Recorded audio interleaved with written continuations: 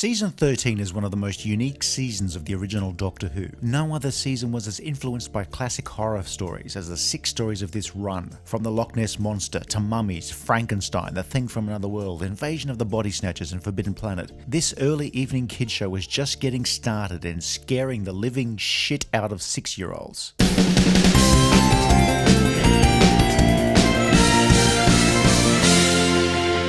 After the success of Tom Baker's first season, which had been kicked off by and large by the same team behind John Pertwee's stories, the production team of producer Philip Hinchcliffe and script editor Robert Holmes were at last able to put their own spin on the show. Unit appears on and off, but by now it's as obvious as a footballer's wife that Unit as a regular part of the series was done. Terror of the Zygons by Robert Banks Stewart sees the Doctor and crew answer the Brigadier's call to investigate a number of oil rig disasters off the coast of Scotland. You know it's Scotland because people wear kilts. It quickly becomes apparent that the disasters are being orchestrated by Zygons, a race of aliens that have been hanging around Loch Ness for a while, hoping to catch a glimpse of Bigfoot, but instead find their pet dinosaur has been mistaken for the Loch Ness Monster. Now the female human is alone.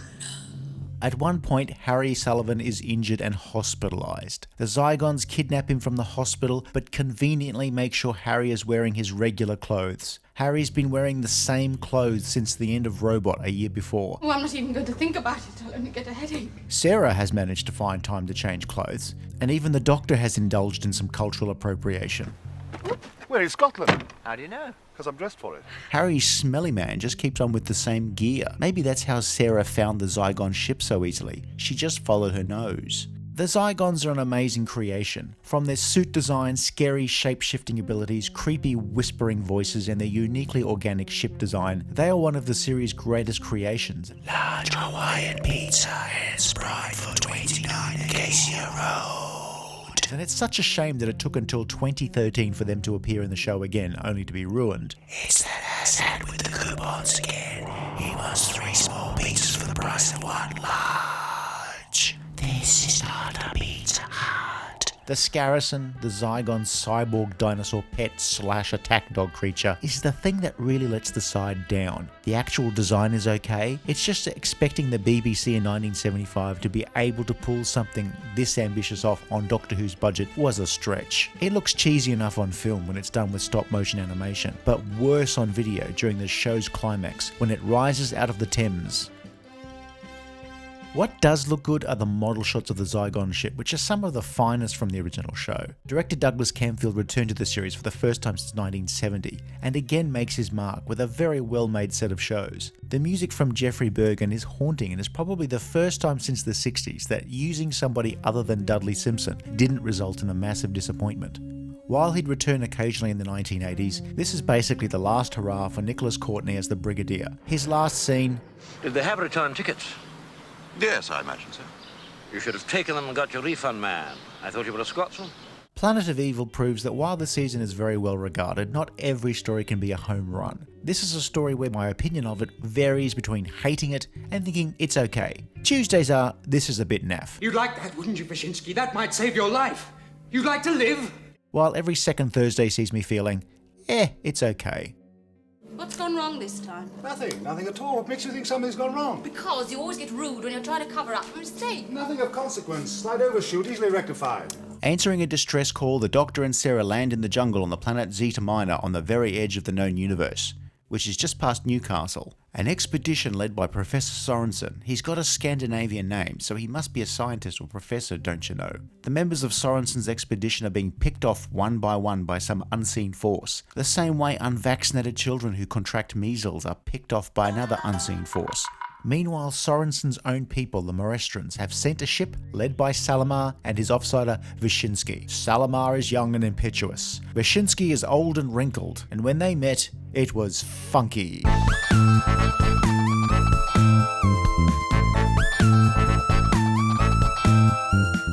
But stuff happens and the Morestron ship can't leave orbit with any of Sorensen's samples because of some force, which we don't understand. Anyway, cut a long story short, there's an antimatter monster on the loose. Now this show's got one of the nicest alien jungles the series ever showed us, and it looks even better during the sequences shot on film. The Morestron ship, in contrast, looks a bit plain. It's not minimalist, just plain. It's not beyond the realms of possibility that the scenery budget was spent on the gorgeous fake jungle.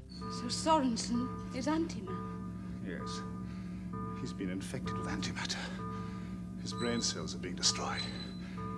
He'll descend to the level of a brute.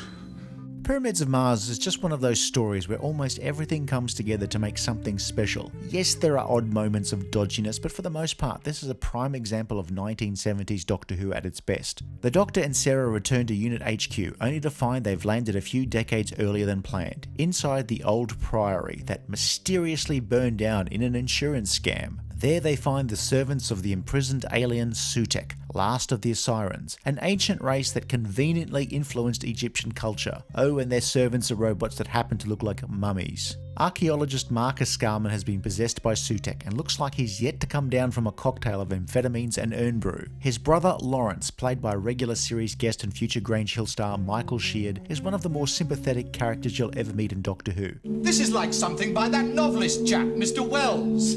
Oh, he's dead. A man has just been murdered! 4 men, Sarah. 5, if you include Professor Scarman himself. And they're merely the first of millions unless Sutek is stopped. Something that was only occasionally addressed in the original series was the insistence that time travel not be used as a get-out-of-jail-free card.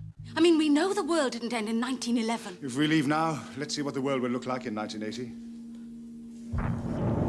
1980, Sarah, if you want to get off.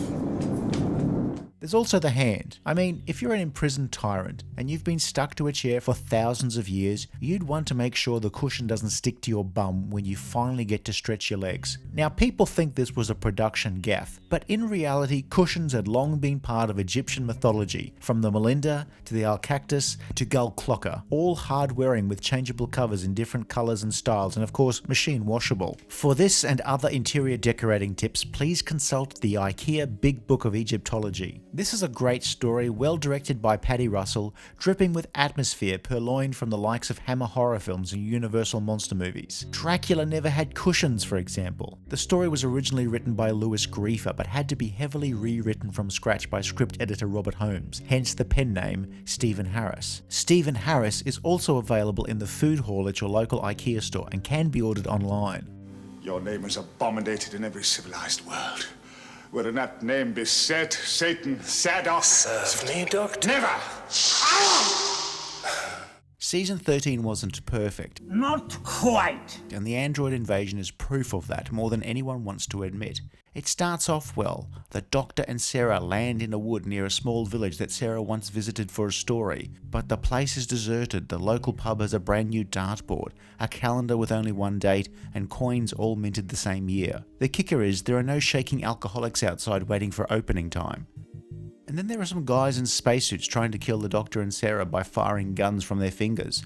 Like Cuphead, a nearby space defense center seems to be involved, with Sergeant Benton and Harry Sullivan being present, and they're very keen to see the Doctor, since he owes them money.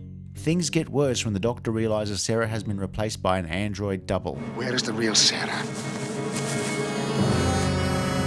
So a lot of great ideas and action, but no depth at all. And then it starts to fall apart as the plot unfolds, or more accurately, unravels like a mummy who's gotten its bandages snagged on a nail.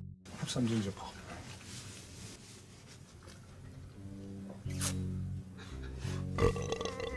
Some aliens known as Kralls have created a fake English village on their planet as a test run for an actual invasion of Earth. But without going into too much detail, it's a mostly enjoyable story for its action and individual scenes. Is that finger loaded?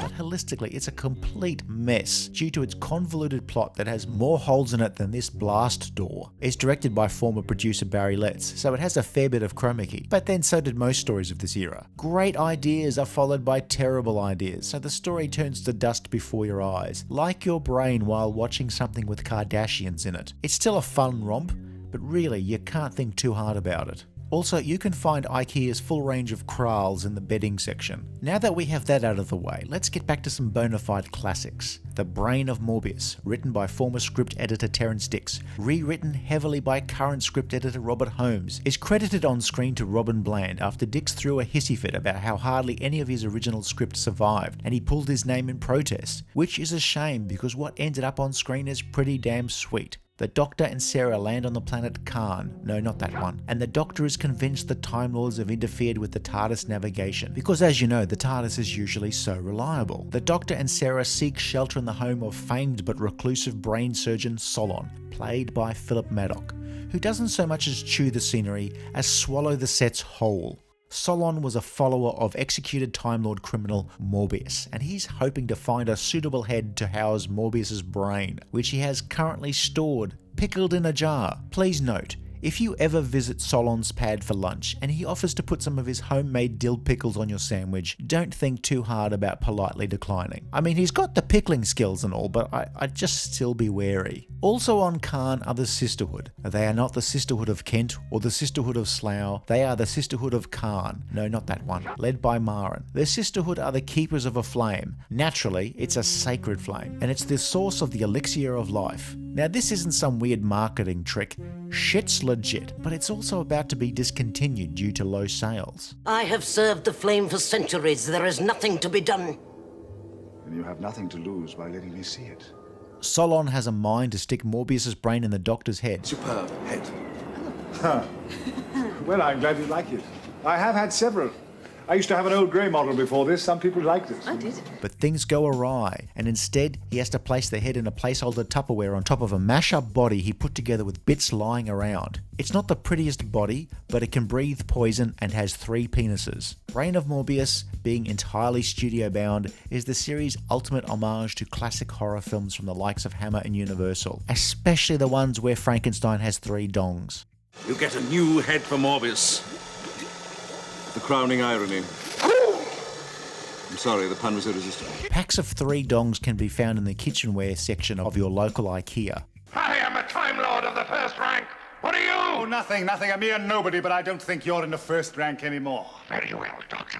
If that is how you want to die, I accept your challenge. There's a sporting gentleman. The season ends with the 6-part story, The Seeds of Doom. The first 2 episodes involve some alien pods that have been discovered in Antarctica, with a scientist being infected by one. The Doctor and Sarah, sent to investigate, are helpless to prevent the second pod being stolen by the gangster Scorby. The action returns to Britain, where we meet Scorby's employer, the green-thumbed millionaire lunatic Harrison Chase.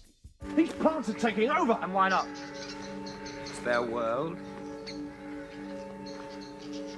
We're merely parasites. Chase loves plants more than people, and is enamored first by the thought of possessing the unique pod, and later by the pod turning one of his employees into an alien plant monster, a crinoid, which will, if left unchecked, hang on, let me just check my notes. Yes, that's right, we'll destroy all life on Earth. Phew, it's a good thing I checked, otherwise this review could have ended very differently.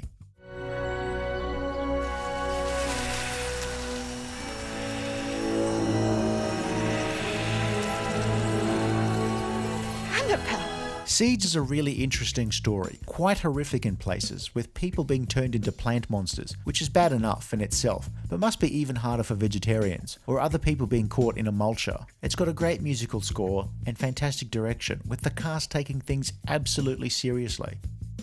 You can't tackle them single-handed. Not, I've got a pistol. But you never use it.